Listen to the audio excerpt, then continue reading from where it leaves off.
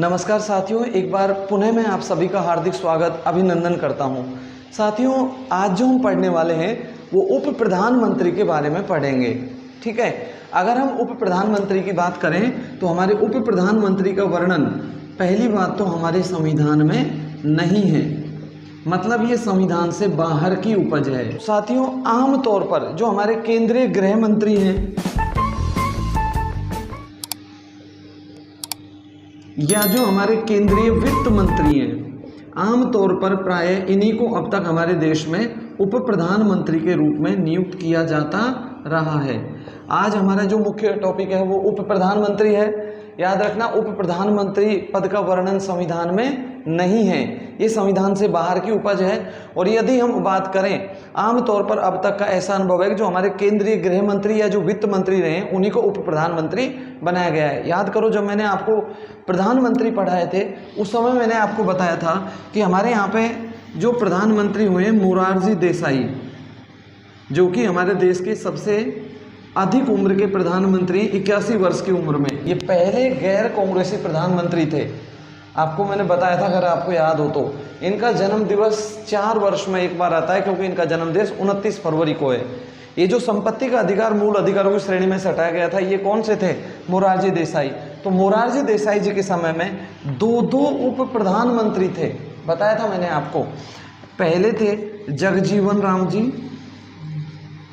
और जो दूसरे उप प्रधानमंत्री बनाए गए वो थे चौधरी चरण सिंह जी।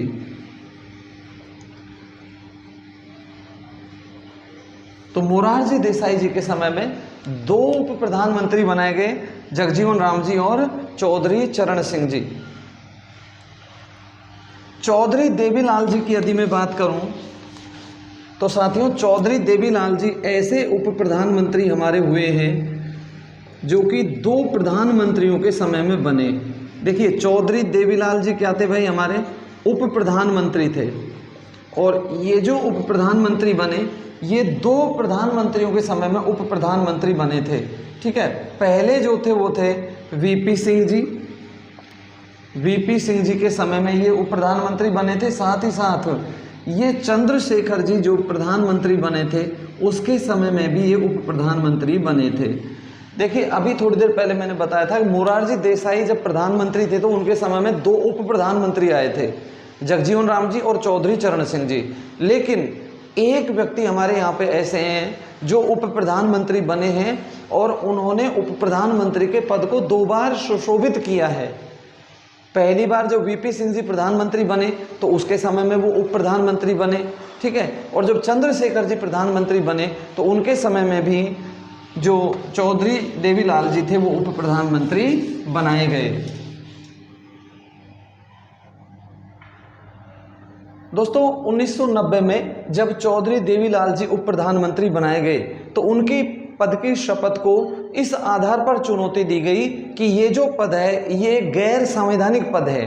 तो 1990 में जब चौधरी देवीलाल जी उप प्रधानमंत्री की पद शपथ ले रहे थे तो उनके पद के शपथ को चुनौती भी दी गई थी कि एक पद कैसा है? गैर संवैधानिक है। राज्यों में बात करें तो गुजरात ऐसा राज्य है जिसने अब तक सर्वाधिक उप प्रधानमंत्री दिए हैं। और गुजरात से हमारे यहाँ पर कितने उप प्रधानमंत्री बने भाई? 3 उप प्रधानमंत्री बने।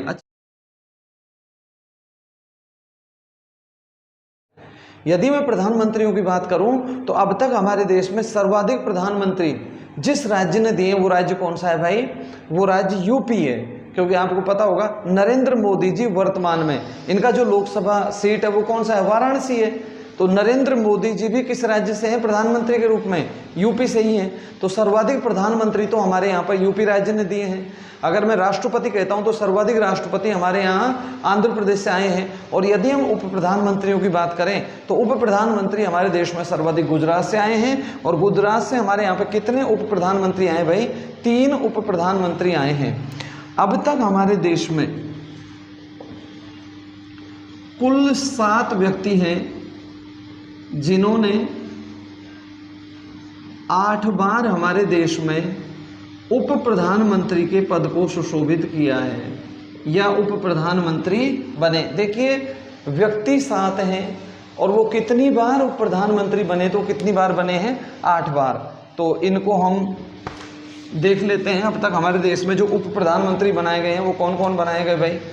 हमारे देश का जो पहला उप प्रधानमंत्री बनाया गया वो सरदार वल्लभ भाई पटेल। ठीक है।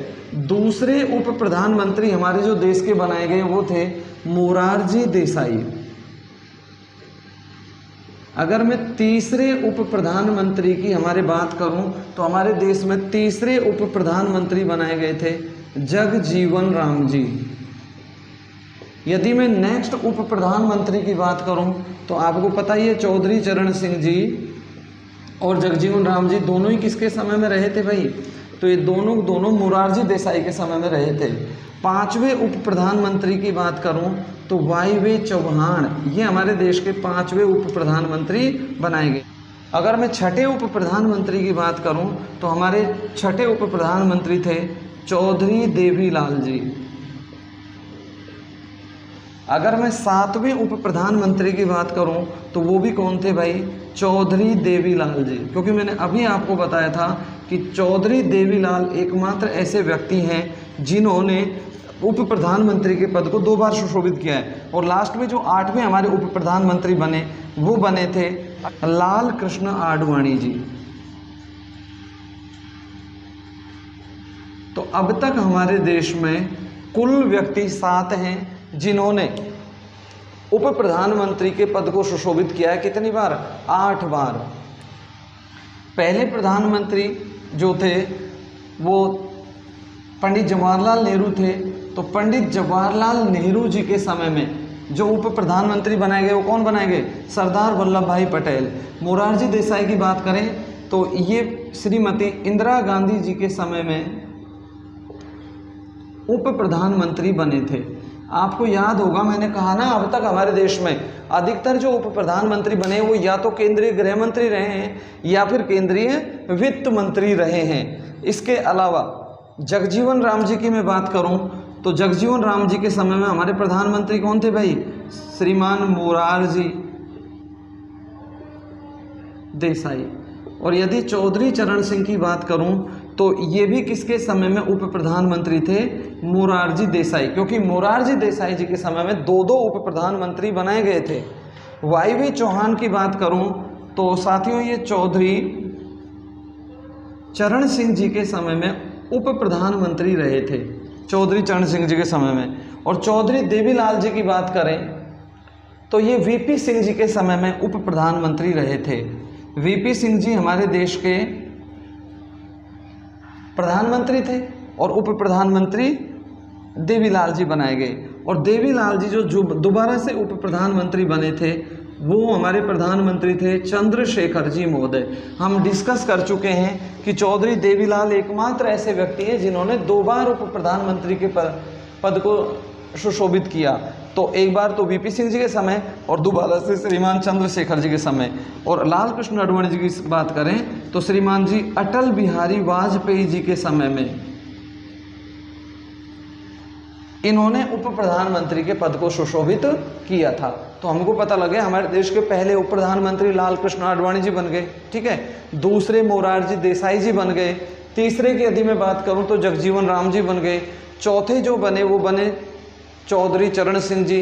5वें बने थे चौहान जी, वाई चौहान जी। 6ठे बने चौधरी देवीलाल जी। 7वें भी चौधरी देवीलाल जी। और जो 8वें हमारे उप प्रधानमंत्री बने वो लाल कृष्ण आडवाणी जी। अब एक सवाल कि हमारे देश के पहले उप प्रधानमंत्री, तो देखिए पहले उप प्रधानमंत्री कौन हो गए, सरदार वल्लभ भाई पटेल।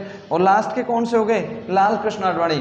इस पद का वर्णन संविधान में नहीं है। अब ये डिपेंड करता है हमारे देश के प्रधानमंत्री महोदय पर कि वो अपना उप प्रधानमंत्री बनाए या नहीं बनाए, क्योंकि इस पद का वर्णन संविधान में नहीं है।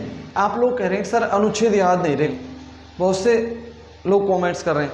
देखिए साथियों, याद रखना अनुच्छेद हमको बार बार रिवाइज करने हैं। अगर हम उनका पुनर्अभ्यास करेंगे तो निश्चित रूप से हमको याद हो जाएंगे।